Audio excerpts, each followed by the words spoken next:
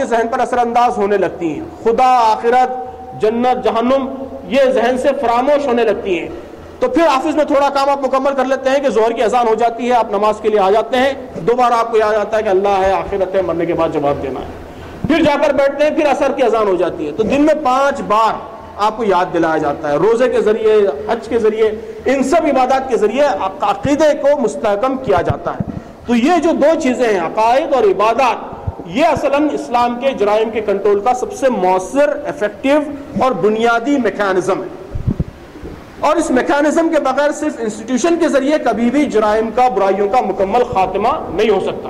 یہ اسلام کا اپروچ ہے۔ لیکن عزیزان گرامی، اس کے باوجود اسلام نے صرف عقائد اور عبادات پر اکتفا نہیں کیا ہے، بلکہ اس کے لیے انسٹیٹیوشنز بھی بنائے ہیں، اس کی ضرورت بھی محسوس کی ہے، اس لیے کہ شیطان انسان کے ساتھ لگا ہوا ہے، تو اس لیے اسلام نے ہر دل میں پولیس کا پہرا قائم کرنے کے باوجود اس چیز کی ضرورت بھی محسوس کی کہ معاشرے کی سطح پر، سماج کی سطح پر ایسے انسٹیٹیوشن بنائے جائیں جو برائیوں کی روک تھام میں مددگار ہوں۔ اللہ کے نبی صلی اللہ علیہ وسلم کے معاشرے سے زیادہ پاکیزہ معاشرہ اور کون سا ہو سکتا ہے، جہاں نبی صلی اللہ علیہ وسلم خود صبح شام لوگوں کی تربیت کر رہے ہیں، جہاں آپ صلی اللہ علیہ وسلم پر وحی اتر رہی ہے، لوگ دیکھ رہے ہیں اور آپ کی زبان سے راست باتیں سن رہے ہیں، تو اس سے زیادہ ایمان کی تازگی اور ایمان کی پختگی کا اور کہاں تصور ہو سکتا ہے۔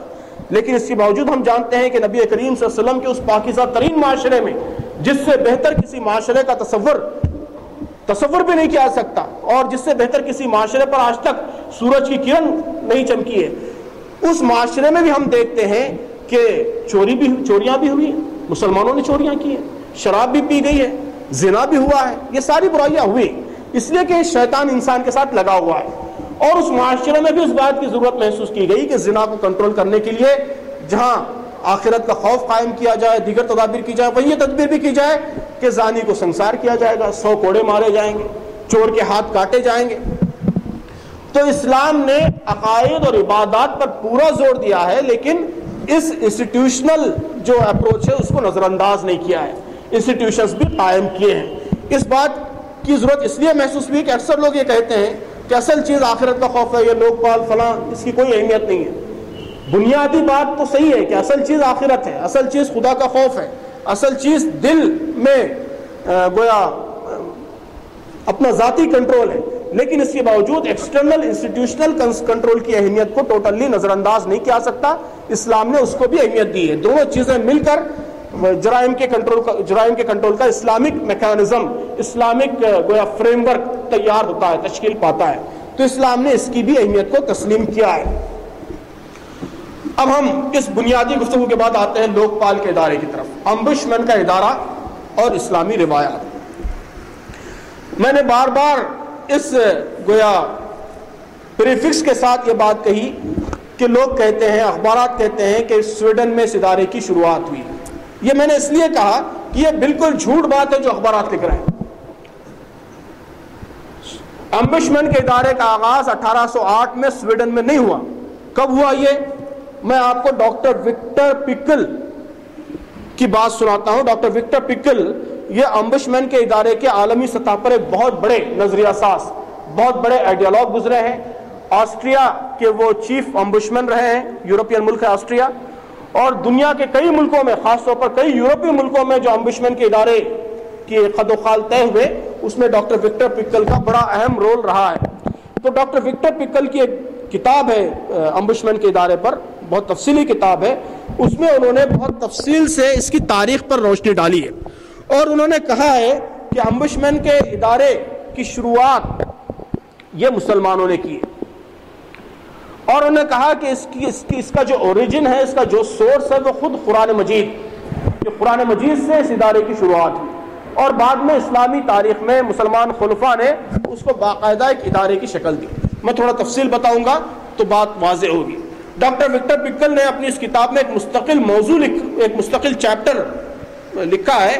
اس چیپٹر کا عنوان ہے the Islamic roots of the institution of ombudsman, کہ لوک پال کے ادارے کی اسلامی جڑیں، کہ یہ ادارہ بنیادی طور پر اسلامک روٹس رکھتا ہے، اور قرآن سے شروع ہوا ہے، بعد میں اسلامی تاریخ میں اس کا تفصیلی خاکہ ہم کو ملتا ہے۔ تو یہ جو ڈاکٹر پکل نے کہا ہے کہ قرآن مجید میں اس کی بنیاد موجود ہے، تو قرآن مجید میں خاص طور پر 2 آیتیں اس سلسلے میں ہم کو ملتی ہیں، اور اکثر اسلامی فقہاء نے بھی ان آیتوں کو کوٹ کیا ہے، خود ڈاکٹر پکل نے بھی کوٹ کیا ہے۔ ایک تو وہ آیت ہے جو ابھی میں نے آپ کے سامنے اپنی گفتگو کے آغاز میں پڑھی کہ الذین ان مکناہم فی الارض اقاموا الصلاۃ وآتوا الزکاۃ وامروا بالمعروف ونہوا عن المنکر وللہ عاقبۃ الامور، کہ ان لوگوں کو اگر ہم زمین میں حکومت دیں گے تو وہ کیا کریں گے؟ 4 کام کریں گے۔ تو اسلامی حکومت کے 4 آبجیکٹیوز بیان کیے گئے ہیں۔ اس میں پہلی چیز یہ ہے کہ وہ معروف کا حکم دیں گے، منکر سے روکیں گے۔ تو برائیوں کو ختم کرنا یہ اسلامی حکومت کا بیسک آبجیکٹیو ہے، اس کے بنیادی مقاصد میں شامل ہے۔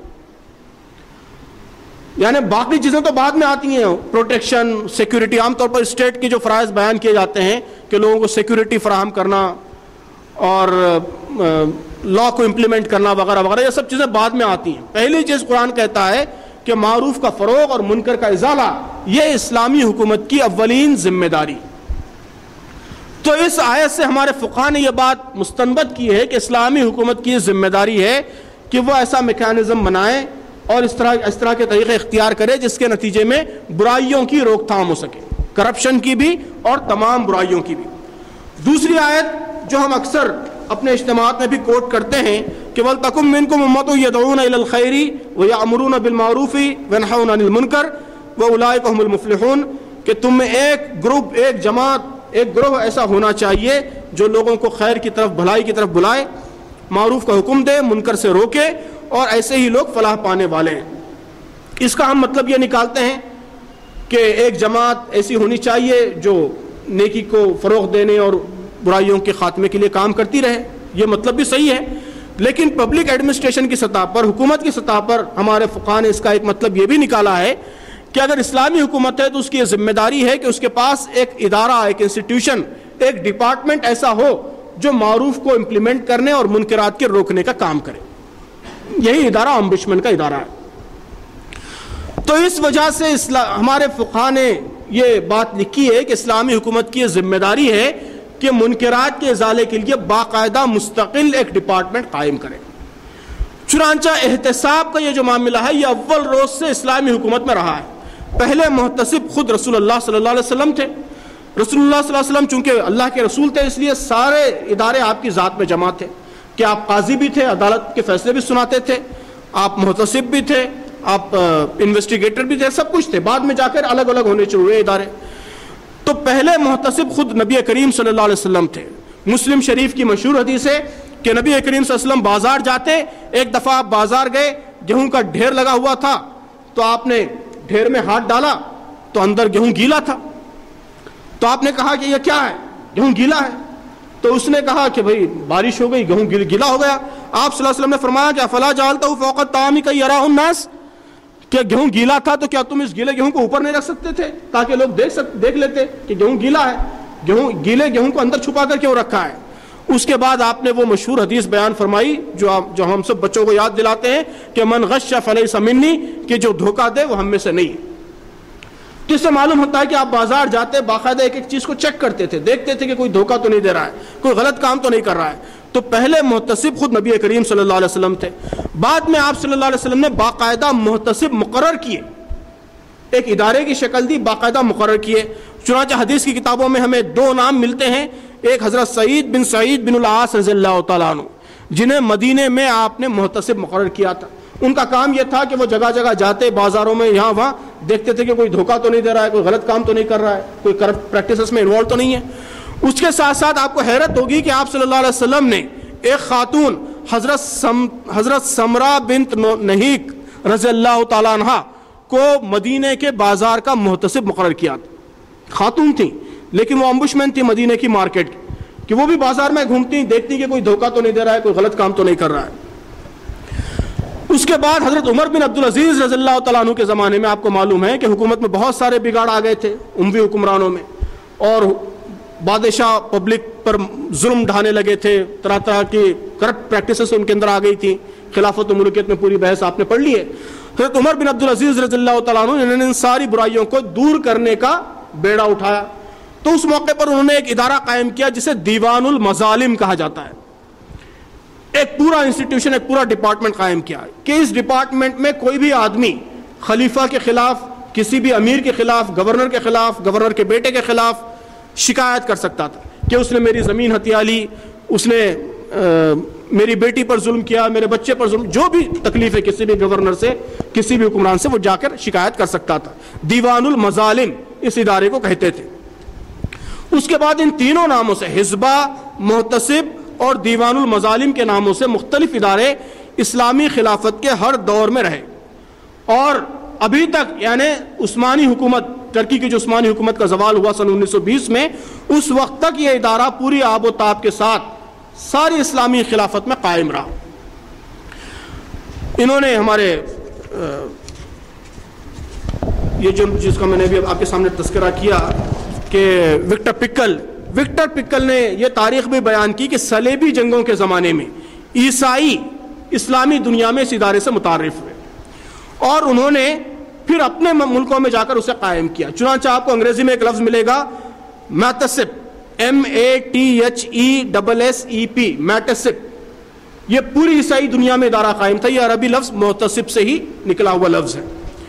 اور اسپین کے بادشاہ چارلس 12، اسپین میں جب یورپ میں خانہ جنگی ہو رہی تھی تو اسپین کے بادشاہ چارلس 12 کو جلا وطنی کی زندگی گزارنی پڑی، تو جلا وطن ہو کر وہ ترکی کی خلافت عثمانیہ میں مقیم ہوئے، اور یہاں انہیں پہلی بار امبشمن کے ادارے سے، احتساب کے ادارے سے سابقہ پڑا، اور جب جلا وطنی کی زندگی ختم ہوئی اور وہ اسپین لوٹے تو اسی ادارے کی کاپی انہوں نے کی اور امبشمن کا ادارہ قائم کیا، جسے ہمارے اخبارات کہہ رہے ہیں کہ 1808 میں پہلی بار امبشمن کا ادارہ سویڈن میں قائم ہوا۔